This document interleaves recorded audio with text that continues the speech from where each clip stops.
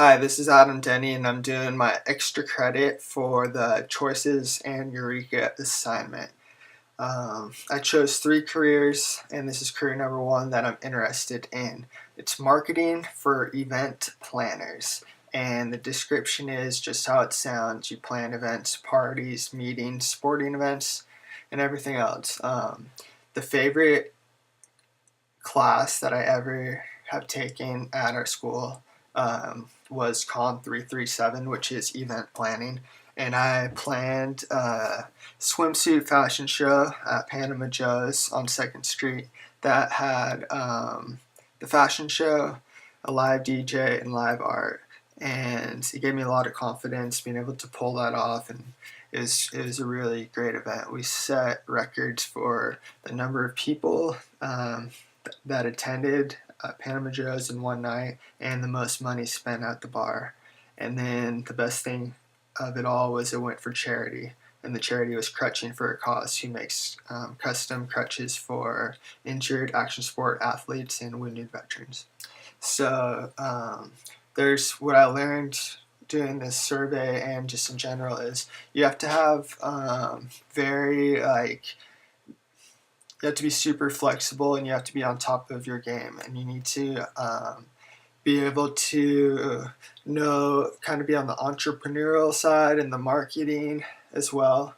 You have to pay attention to detail. There's a lot of things that people ask specific questions, and when you have people asking you questions from 5 or 6 different companies or positions like that, you have to make sure that you recognize what their question is and that you stay organized. So for me, I need to work on my organizational skills.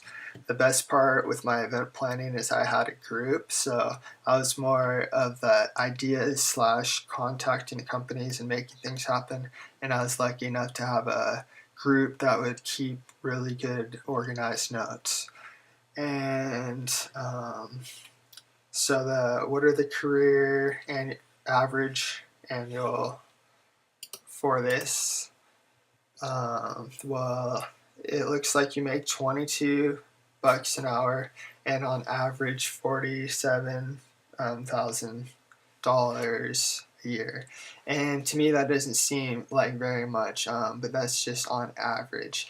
I think if how I'm looking at the future and how I want to be planning events, I'll be making a lot more money than that, and not just like on an hourly earning, but it'll be more on like an event based or like commission based. And the outlook is looking good. It says that they're increasing, and there's a growth rate of 15%. The next career that I researched was a fashion designer, and the description is, you have to be knowledgeable of fabrics, styles, colors, and create clothing that people want to wear. And it's important for a fashion designer to stay ahead of the trends. So what are the 3 skills you might need? Well, they say that you should have excellent drawing abilities, math skills, sewing skills, and an instinct for fashion so that you know what's popular and what's not popular. Also, they recommended that you have like training in the fashion industry, so that could be like going to FITM or some training place like that. And also, like, they recommended that if you learn about the background and history, that you're going to have a better future in fashion because you'll know what has worked in the past and styles and trends. A fashion designer earns on average $71,000 per year and about $34 an hour. The outlook is stable, and I'd like to work in this industry sometime in my life. The third career that I looked into was to be an agent for an athlete.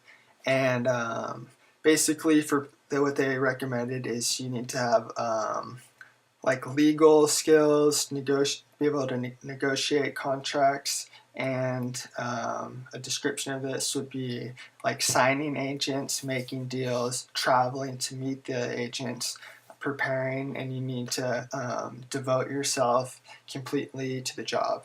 And it's not a 9 to 5, it's a 24-hour responsibility. So the skills needed to be an agent, it's always recommended that you have a sports background, especially if you're getting into sports agencies. Okay, you'll also need some type of legal or financial expertise, um, schooling in business administration and marketing, and also most agents are attorneys. And if this was me, I would want to do it for sports, more like action sports. And I've kind of thought about it too. I even came up with like a brand name and some of my friends to represent them in kiteboarding and wakeboarding. So my brand would be called AMP, which stands for Action Sport Management Professionals.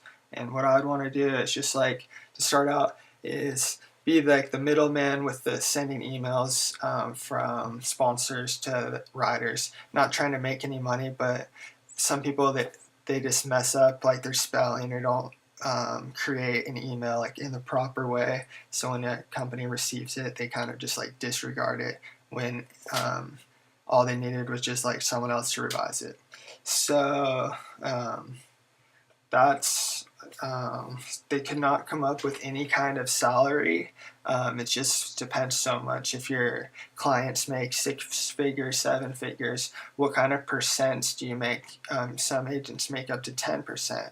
You can also lose a lot of money at the beginning by traveling and all these expenses before you get to sign the big deal. And it says like, how's the career outlook? There's a flood of people wanting to get into it right now. So it's not like you're the only person, but if you have the drive and ambition and you think you can pull it off, then you should pull it off.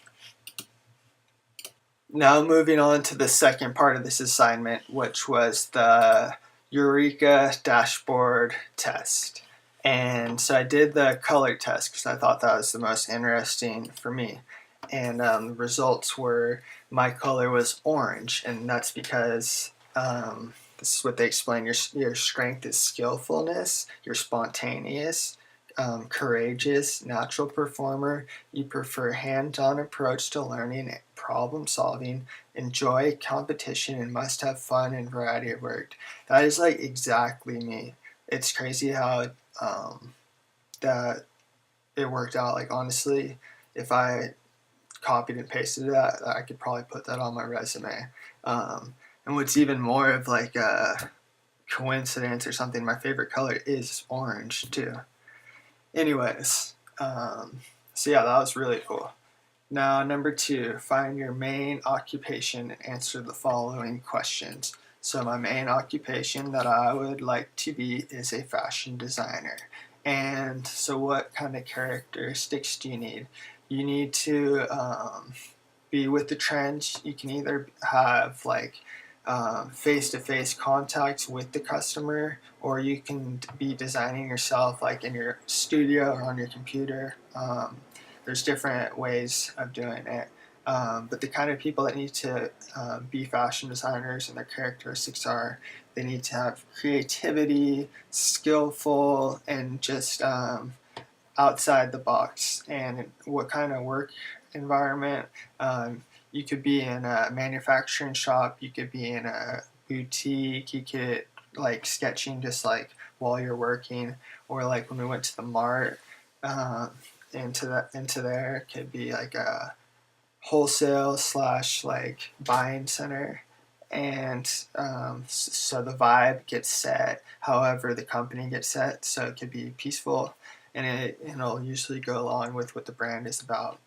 And then they had like the average salary for a fashion designer, and this is per month. Entry is 2,800, average is 6,000, and then top is 10,500.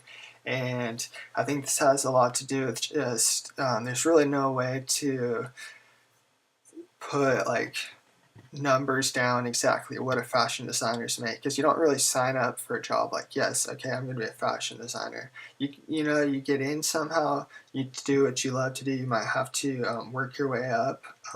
So these numbers are just numbers, but on average you can make between $2,000 to $6,000 a month and up to 10,000.